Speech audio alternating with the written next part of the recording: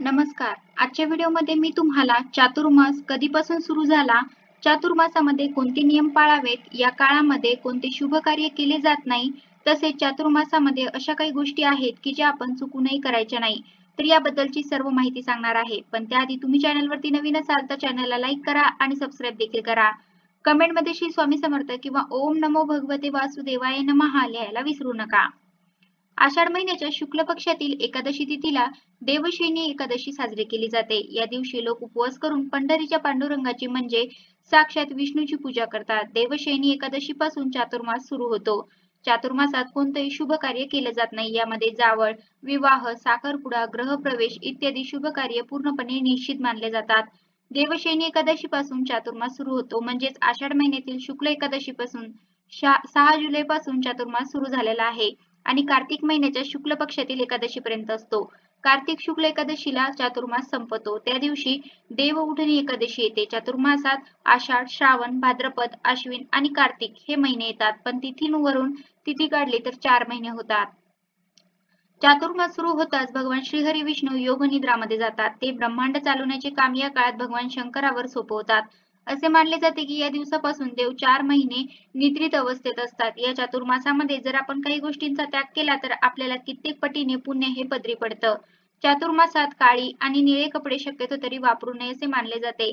काळ्या आणि निळ्या कपड्याचा त्याग केल्याने तुमच्या मनाला शांती मिळते. मग जे काही गडद निळ्या रंगाचे कपडे आहेत ते कपडे आपण चातुर्मासामध्ये चुकूनही वापरायचे नाही. चातुर्मासात धातूची भांडी सोडून पत्रावळीवर जेवल्यास विशेष शुभ फळ मिळते. जर तुम्ही पत्रावळीत खाऊ शकत नसाल तर तुम्ही मातीची भांडी देखील वापरू शकता.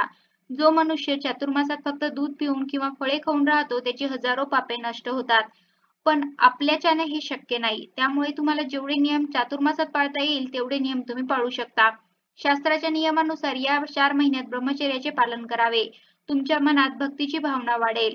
पानावरील अन्न खाल्ल्याने उपवास, मम, जप, तप, दान व पुण्य प्राप्त होते. असे मानले जाते की जो व्यक्ती चातुर्मासात भक्तिभावाने किंवा प्रयत्नाने आपल्या आवडत्या वस्तूचा त्याग करतो त्याला त्या त्याग केलेल्या वस्तू अक्षय स्वरूपामध्ये मिळतात. पानाचा त्याग केल्याने माणसाला आनंद मिळतो आणि त्याचा आवाज मधुर होतो. चातुर्मासात गुळाचा त्याग केल्याने माणसाला गोडवा मिळतो. जो व्यक्ती चातुर्मासामध्ये दही सोडतो त्याला माधुर्य प्राप्ती होते. जे मीठ सोडतात त्यांना पुत्र प्राप्ती होते आणि जे मौन पाळतात त्यांची मुले त्यांच्या आदेशाचे उल्लंघन करत नाही. या चातुर्मासामध्ये आपण एक नियम धरावा आणि तो 4 महिने पाळावा.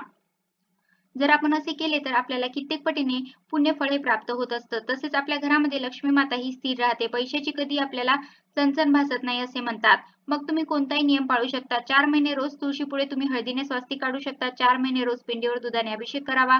तसेच या चातुर्मासामध्ये आपण रोज विष्णूंना किंवा कृष्णाला तुळस वाहावी. या चातुर्मासामध्ये 4 महिने आपण सकाळी लवकर उठावे, सूर्याला अर्घ्य द्यावे. तसेच 4 महिने शक्य असल्यास रोज तुळशीपुढे तुपाचा दिवा जरूर लावा.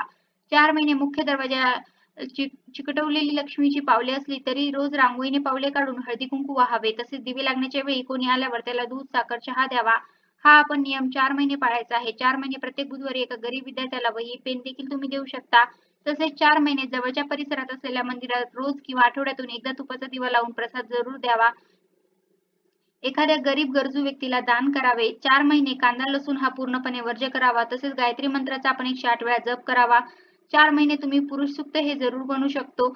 मग तुम्ही हे रोज म्हणायचं आहे. फक्त आपल्याला एक नियम हा पाळायचाच आहे. तसेच 4 महिने एक वेळा ओम नमो भगवते वासुदेवाय नमः या मंत्राचा जप 1 माळ करायचा आहे. रोज आपण विष्णू सहस्त्रनाम पठण करायचे आहे. रोज 1 वेळा व्यंकटेश स्तोत्राचे देखील तुम्ही पठण करू शकता. या 4 महिन्यामध्ये जमिनीवर झोपण्याचा नियम देखील तुम्ही पाळू शकता. रोज भगवद्गीतेचा एक अध्याय तरी वाचावा.